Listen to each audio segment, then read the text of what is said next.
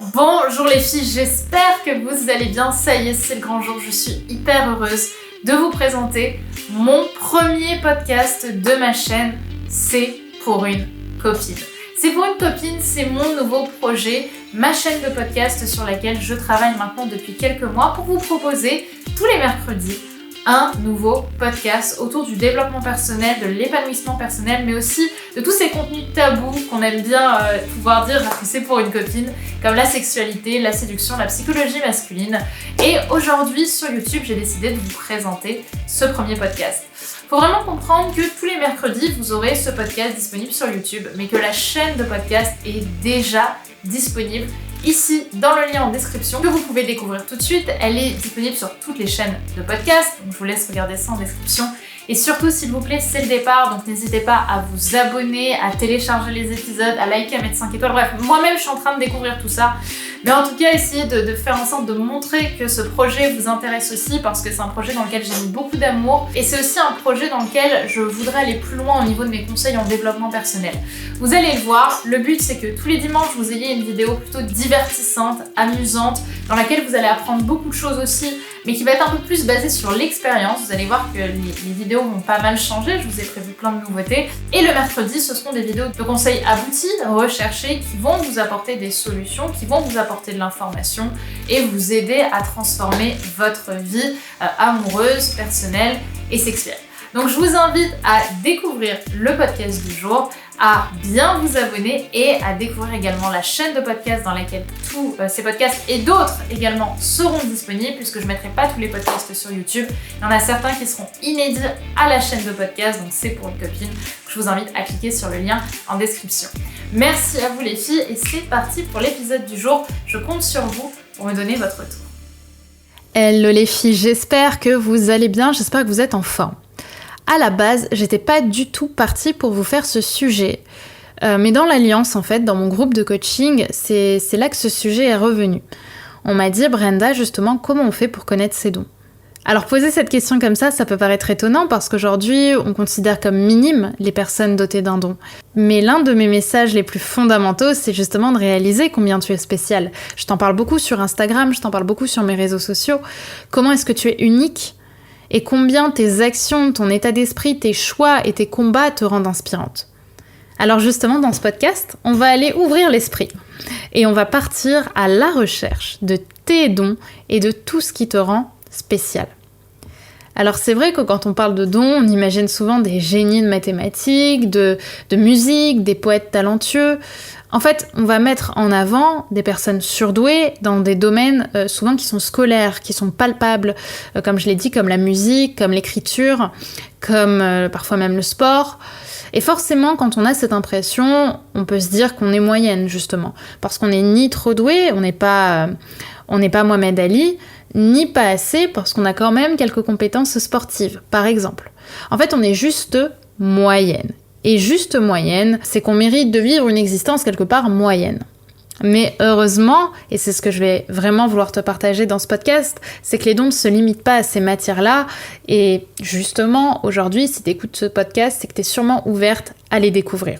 Alors déjà, ce qu'il faut savoir, c'est qu'il existe 8 formes d'intelligence. Et finalement, très peu sont développées à l'école. Il existe l'intelligence logico-mathématique. Donc là, ça va être vraiment tout ce qui est intelligence à être logique, intelligence des chiffres. Pour ça, on l'utilise quand même pas mal à l'école, cette intelligence scientifique. On va avoir l'intelligence musicale rythmique. Donc là, certes, on va avoir la musique, mais on va aussi avoir tout ce qui est autour du rythme. Donc comment est-ce qu'on va créer un rythme ? Le fait d'être rythmé, ça va aussi vous donner en général un point de vue particulier sur les montages vidéo. Aussi, sur les clips, vous avez en général assez de talent dans tout ce qui est clip, dans tout ce qui est tempo. C'est une intelligence finalement assez intéressante qui est malheureusement d'ailleurs peu utilisée dans les enseignements classiques, puisque certes on t'apprend à écouter de la musique ou à comprendre ce que sont les cordes ou les cuivres, mais en réalité ça va beaucoup plus loin. C'est le schéma, ce sont finalement l'intelligence des sons. Ensuite, on va avoir l'intelligence visuelle spatiale. Ça va être vraiment toute votre capacité à visualiser. Ça va être tout ce qui est dessin, notamment. En fait, le fait de t'imaginer un dessin en tête et de pouvoir le recréer dans la réalité. On va avoir l'intelligence corporelle kinesthésique, qui va être plutôt l'intelligence du corps, qui va être l'intelligence généralement bien utilisée par les sportifs, la coordination. Notamment, j'ai un exemple qui me vient, la première fois que j'ai voulu passer mon permis, c'est cette facilité qu'on a à, d'un côté, ouvrir le moteur et passer la première, et de pouvoir au même moment appuyer doucement sur la pédale.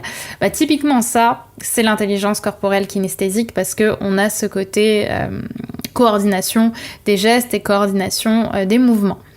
On va aussi avoir l'intelligence verbo-linguistique. Donc là, ça va être vraiment l'intelligence des mots, l'intelligence du langage. Ce sont des profils en général qui vont aimer, qui vont apprécier écrire, qui sont des profils qui savent parler, qui savent s'exprimer, qui ont cette intelligence des mots-là. Et ça non plus, même si on l'utilise un peu en français ou en dissertation, c'est vraiment pas une intelligence qu'on va tant mettre en place que ça, surtout petit, parce que on n'a pas cette facilité à l'école à faire des rédactions, etc. On va avoir également l'intelligence interpersonnelle. Donc ça, c'est une intelligence que j'aime particulièrement, c'est savoir comment réagissent les autres. Ce sont des personnes qui sont empathiques, c'est l'intelligence de l'empathie. Et on va en parler juste après, justement, de ce travail-là. Comment est-ce qu'on réagit par rapport aux autres? Quelle est notre connexion aux autres? Et on va avoir, dans le même type, l'intelligence intrapersonnelle. Et ça va être plutôt une intelligence sur soi. Comment est-ce que tu te connais? Quelle est ta façon de t'introspecter? Savoir une bonne connaissance de ses faiblesses, de ses forces, de savoir finalement être assez fidèle à son caractère et de mieux comprendre ce qui se passe à l'intérieur de toi. Et on va avoir la 8e intelligence, qui est une intelligence plutôt liée à la nature, l'intelligence naturaliste écologique, qui va être une intelligence un peu plus liée à l'environnement, aux animaux, à la nature. Comment est-ce qu'on se ressent? Comment est-ce qu'on se vit par rapport à la nature? Et ça va en effet t'aider à mieux connecter à ton univers. Et en général, ce sont des personnes qui se sentent mieux dans des univers de verdure, de montagne, de mer, que dans des grandes villes. Donc cette intelligence-là, elle va énormément t'aider aussi pour l'empathie et pour la connexion à la nature et aux animaux. Donc tu vois, il y a quand même une très grande façon de pouvoir développer ces intelligences et finalement très peu qu'on t'apprend. C'est presque dans le titre de C'est pour une copine, mais c'est presque tout ce qu'on ne t'apprend pas à l'école. Tout ça, toutes ces intelligences-là, il y en a très peu que l'on développe vraiment. Et par exemple, il suffit que tu aies une intelligence logico-mathématique peu développée, alors que tu as une intelligence intra- ou interpersonnelle hyper développée, pour que tu penses pourtant, puisqu'on ne t'apprend pas à l'école à développer l'intra- et l'interpersonnel, que tu penses que tu es juste bête parce que tu n'es peut-être pas très bonne en maths, par exemple. Donc en fait, c'est très facile de se penser moyen, alors qu'on a toutes des dons. Tu as un don extraordinaire et on va en parler. J'aimerais aussi justement, avant d'aller un petit peu plus loin sur les dons, te rappeler quelque chose. C'est qu'en fait, à partir du moment où tu répètes une activité et où tu es dans la volonté d'apprendre, tu en sais déjà plus que 90% des gens. Je sais qu'on a tendance à toujours se comparer à ceux qui sont meilleurs que nous, à rentrer dans cette réalité du toujours plus haut, mais n'oublions pas combien tu as déjà appris et combien tu as déjà traversé. En fait, tu es déjà au-dessus. Alors justement, demande-toi, quelles sont mes passions ? Est-ce que j'aime la lecture? Est-ce que j'aime le jardinage? Est-ce que j'aime le sport? En fait, quels sont les domaines que je répète constamment et qui me font du bien à me répéter? Et en fait, en général, tu sauras que tu en fais 10 fois plus que la plupart des gens. Et en fait, ça te permet d'avoir 90% ça te permet d'être, dans les 10% les plus instruits sur cette compétence. Et ça, quoi que t'en dises, quoi que t'en fasses, eh bien, ça te permet d'être au-dessus et d'avoir les capacités d'enseigner et d'être inspirante. Donc, il y a des domaines, évidemment, comme la lecture, comme je l'ai dit, ou des domaines plus généraux, comme le jardinage, le sport. Mais il y a aussi des domaines dont on parle moins, et peut-être que tu travailles à ta façon, comme les puzzles, les jeux vidéo, le patrimoine français. Tout ça, ce sont aussi des domaines d'expertise et ce sont aussi des domaines où tu es meilleur que la plupart des gens. Et ça, j'aimerais que tu t'en rappelles. Donc même si on va plus parler de domaine de compétences appris ici que de dons innés, il me semble tout de même important de t'en parler et de te rappeler que oui, par ce biais-là, et parce que tu as créé, parce que tu as appris, tu es spécial. Parce qu'il existe forcément un domaine de vie où tu es meilleur que 90% de la population. Et je sais que ça fait du bien de l'entendre. Parce que oui, tu es une femme douée. Et oui, tu es une femme spéciale. Et oui, tu es une femme unique. Alors justement, pose-toi cette question des passions, des domaines de compétences qui te passionnent et écris-les sur un papier. Donc ensuite viennent les dons. Viennent ces capacités innées à te rendre unique et forcément un peu mystique. Alors je pense que nous avons tous en nous la capacité de développer et de mettre en avant ces dons, mais beaucoup ne vont pas le faire par manque de connaissances ou tout simplement parce qu'ils n'en ont pas l'envie. Et pour moi, les dons vont se développer justement en créant de la connexion. Alors le mot connexion, il est très large, mais justement, il me semble pertinent. Pour moi, les dons vont se développer en créant de la connexion. Alors le mot connexion, il est très large, mais il me semble assez pertinent. Parce qu'on peut parler de connexion à soi, pour développer notamment l'intuition, l'introspection, la sensibilité, la vulnérabilité, mais aussi la connexion aux autres, qui va te permettre de développer l'empathie, le dialogue, ou encore le soutien. Par exemple, on développe très facilement son intuition, en se demandant, en étant honnête et en voulant le meilleur pour moi-même, qu'est-ce que je ressens face à cette situation ou face à cette décision. En fait, l'intuition de prendre les bonnes décisions pour soi, par-delà et de ce dialogue interne. En fait, la plupart du temps, il suffit de se poser des questions pour développer ses capacités et laisser ressortir ses dons. Il faut se rappeler une chose, c'est que la plupart des gens ne savent pas faire ça. Moi, j'ai toujours eu énormément d'intuition. Ça a toujours été très facile pour moi de prendre les décisions qui me paraissaient les meilleures pour mon évolution personnelle. C'est souvent ce que j'ai fait, et pour autant, j'en avais pas conscience pendant très longtemps, parce que pour moi, c'était inné. Alors qu'en réalité, il y a énormément de choses qui ne sont pas innées pour toi. Tu penses que c'est peut-être des facilités, mais en réalité, c'est un don. Parce que c'est quelque chose que tu as et que les autres n'ont pas. Donc pour ça, tu peux te féliciter et je t'invite à vraiment te poser cette question. Est-ce qu'aujourd'hui, j'ai des capacités dans quelque chose, dans ma productivité, dans ma façon de lire, dans ma façon de comprendre les gens, qui me permettent d'avoir des facilités là où d'autres n'en ont pas du tout, et de comprendre que ça fait partie de tes forces, ça fait partie de tes dons. En fait, les dons se développent et révèlent justement toute leur puissance quand on décide d'arrêter le film intérieur qu'on se raconte, qu'on arrête de se laisser guider par une espèce d'instance supérieure et qu'on décide de penser à soi et de s'écouter.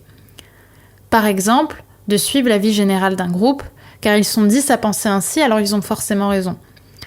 Dans le cas d'une connexion à l'autre par l'empathie, ce n'est pas simplement lui dire « ça va aller », parce que c'est ce qu'il faut lui dire, ou ce qu'il faut dire à quelqu'un.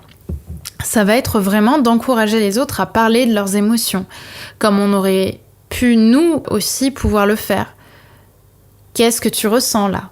C'est savoir poser ces questions-là. La sensibilité, c'est la connexion au corps et aux émotions, à la vulnérabilité, c'est être en pleine conscience. Comme je l'ai dit juste avant, oui, tout le monde a ces dons-là. Tout le monde est capable de développer son intuition, par exemple. Par contre, il y a une chose qui est importante, c'est que personne ne les développera comme toi. Parce qu'un don passe à sa pleine puissance quand il est connecté à la connexion, mais aussi au courage. Le courage, pour moi, c'est l'aspect extérieur du don. C'est au final comment est-ce que je vais le mettre au service de ma vie et de celle des autres.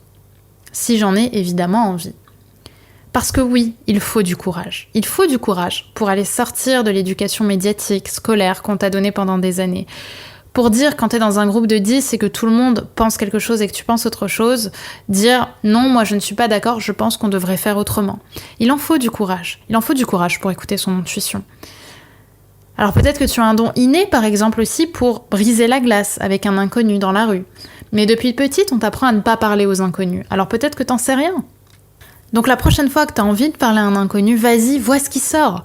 Vois ce qui va sortir de ta bouche. Peut-être que ce sera génial et peut-être que tu vas revoir cette personne derrière. Mais si tu le fais pas, si tu restes à suivre le chemin qu'on te donne peut-être depuis très jeune, tu risques de passer peut-être à côté de certains de tes dons, certaines de tes envies, certaines de tes zones de génie, sans le savoir. C'est pourquoi il est important de te fixer aussi tes propres limites et d'utiliser tout ton courage pour surmonter tes croyances, pour surmonter tes peurs, afin d'agir et de développer tes dons. Alors, demande-toi, est-ce que là je m'écoute ? Est-ce que là je suis dans mon alignement personnel ? Et ce qui arrive dans ta tête, quand tu écoutes cette petite voix intérieure par exemple, qui te dit « là je me sens pas très bien » ou « là je me sens fatiguée, là je me sens stressée », note-le. Et note-le pourquoi tu le ressens. Est-ce qu'il y a quelque chose en toi qui te donne cette sensation-là, cette intuition-là ? Et tu verras que ça va énormément t'aider à aussi mieux comprendre ton corps et mieux comprendre comment tu te ressens. Donc n'hésite pas à te poser cette question, notamment pour développer ton intuition, pour développer ce don-là, pour développer ta sensibilité. Est-ce que là je m'écoute ? Et écris sur une feuille où tu t'enregistres en répondant « oui, parce que là, je ressens ça » ou « non, je sens que je me suis pas alignée là, parce que j'ai peut-être répondu ça pour lui faire plaisir » ou « j'ai peut-être répondu oui pour lui faire plaisir ». Et pose des mots sur ce que tu ressens au lieu de laisser filer et tu verras combien ça te permettra de mieux te comprendre et de développer ces dons-là pour derrière aussi, si tu le souhaites, en faire des qualités inspirantes pour toi et pour les autres. Donc tes dons font de toi une femme unique. Tes dons font de toi une femme spéciale.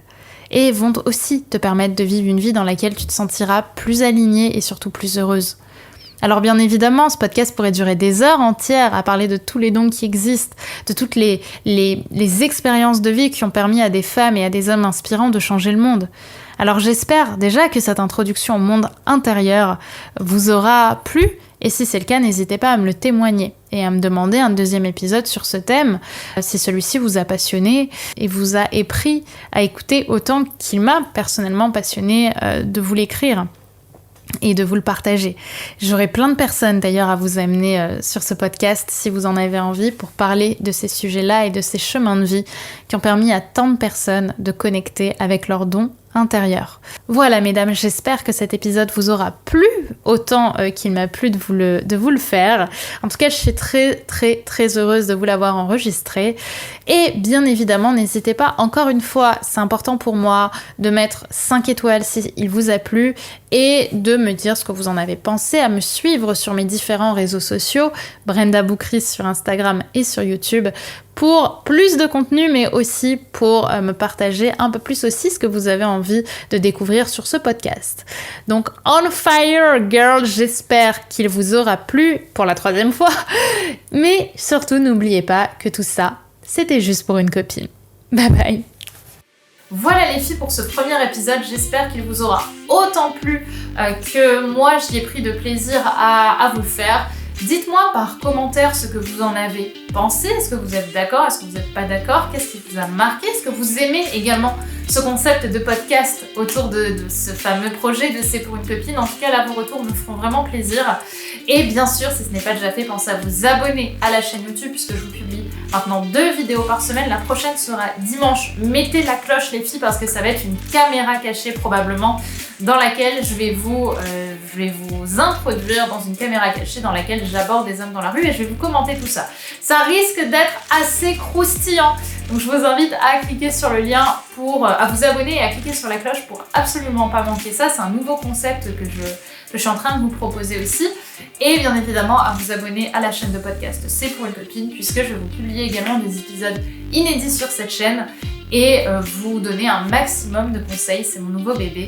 Donc j'ai qu'une hâte, c'est que j'ai vos retours dessus. Donc n'hésitez pas encore une fois à me dire ce que vous en pensez, à mettre 5 étoiles sur le podcast puisque ça me fera plaisir, ça fera plaisir évidemment à mon équipe et ça m'encouragera à vous faire de nouveaux épisodes. D'ailleurs, pensez également à me dire quels épisodes vous avez envie que je vous tourne prochainement, quelles notions vous avez envie qu'on partage ensemble.